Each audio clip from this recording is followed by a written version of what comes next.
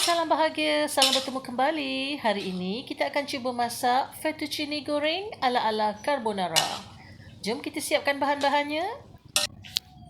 Daging slice yang telah dipotong-potong, bawang putih dan bawang merah yang telah dicincang-cincang, sayur brokoli, lobak merah, cendawan dan herba pasta. Rebus pasta, kemudian kita toskan. Sementara tu, kita hancur-hancurkan biji lada hitam sehingga menjadi halus seperti ini.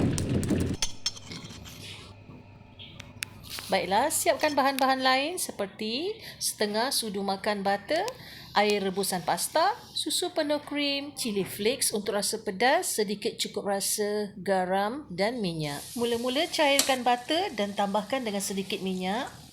Bolehlah terus tumiskan bawang putih dan bawang merah yang telah dicincang-cincang. Gorenglah sehingga kekuningan dan sehingga naik bau.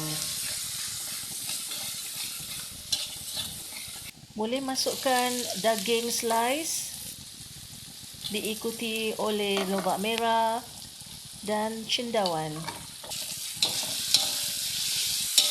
Kacau sebati dan goreng sehingga kesemuanya betul-betul masak.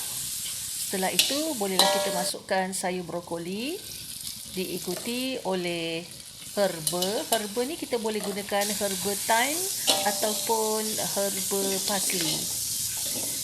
So, dia akan menghasilkan bau yang bersesuaian dengan pasta. Kemudian kita buat lubang tengah-tengah untuk masukkan air rebusan pasta, seterusnya susu full cream. Tunggu sehingga betul-betul mendidih dan bolehlah kita masukkan pasta kita. Perisakan dengan lada hitam, sedikit cukup rasa dan garam yang secukupnya. Untuk rasa pedas-pedas manja, masukkanlah cili flakes mengikut cita rasa anda. Akhir sekali, kacau sempurna sehingga kesemua tersebar dengan sekata dan siap untuk dinikmati. Baiklah, selamat mencuba. Jumpa